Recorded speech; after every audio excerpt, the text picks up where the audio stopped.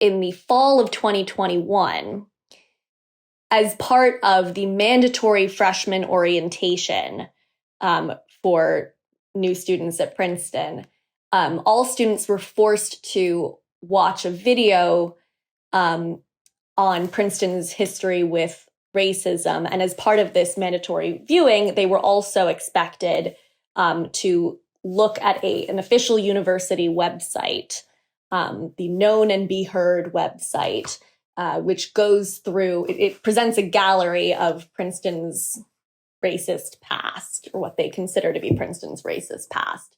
And towards the end of this gallery is a little section on Professor Joshua Katz.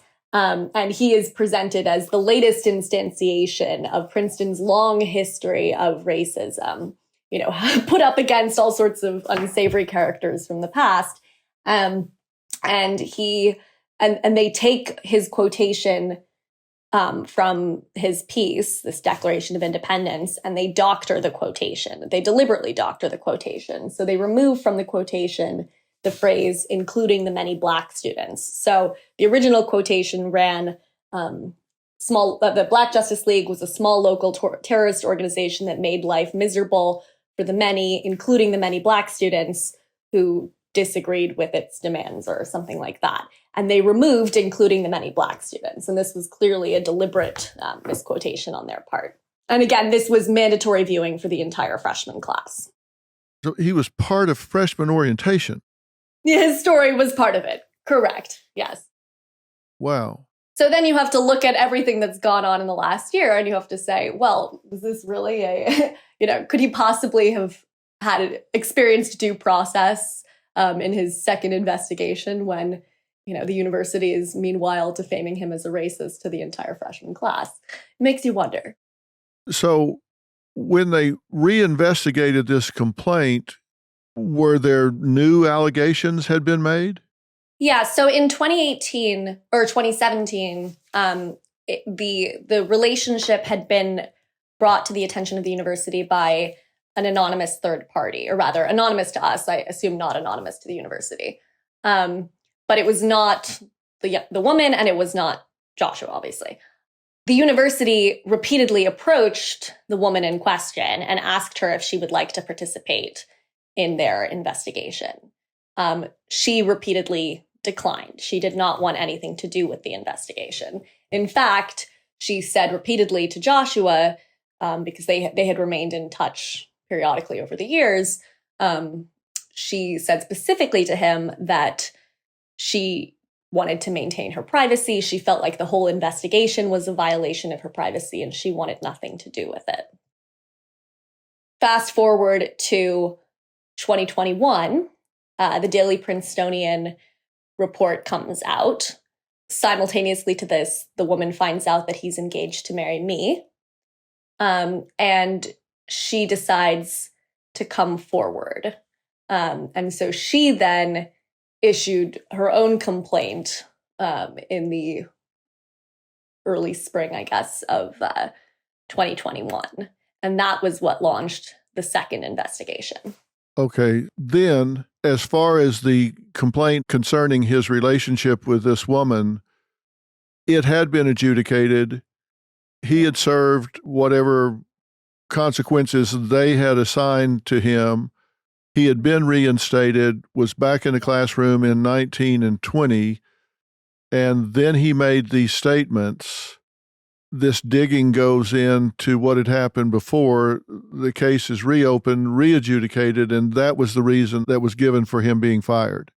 Exactly. Yeah. And they concocted new reasons to fire him. Of course, with another person now participating in the investigation, there were details that came out that, that they had not been aware of before. But that's not how due process works. She had declined to participate in the past. And she had her chance to tell her side of the story. She chose not to take it. And she only decided to do so, to come forward again in the light of a very complicated string of events. Joshua had no problem confessing immediately to the relationship in 2018 2018 when he was investigated in the first place. But this time around, the allegations against him were simply untrue. And so we fought back hard. And the university seemed completely uninterested in every piece of evidence he provided to counter the narrative as it was presented by the woman and her friends in 2021. Well, here's my question. Ignoring the merits of what the petition had asked to do, or the demands, however you want to describe it, about more sabbatical for Black faculty members, higher pay, safe spaces for students on campus, whatever, whether people listening to this agree with that or don't agree with that. One of the things that I ran across when I started investigating this was President Eisgruber of Princeton had spoken out a lot about Princeton being kind of a bastion for free speech. That's correct. Yes, he takes great pride in this. And has actually been acknowledged as someone that talks about this a lot and holds a high standard there. So whether you agree with what Joshua Katz had to say or not, how is it that he doesn't have a right to say it? I guess the counter argument to that is he did have the right to say it, and he did say it. These days, cancel culture doesn't work the way you might expect it to, right? So it's not as simple as you said this, so you're going to be fired for saying this, right? They can't do that. They know they can't do that. So instead, they find other pretexts for punishing people. And this has happened at places around the country. You know, our lawyer represents a lot of professors in this situation, and you wouldn't believe how often, when universities can't punish you for your speech, they find other ways to punish you. Most people have a skeleton in their closet, which is probably why most people aren't willing to speak up at the moment when they do have controversial points of view. But, you know, there are lots of people on Princeton's campus. We know many of them who have those skeletons.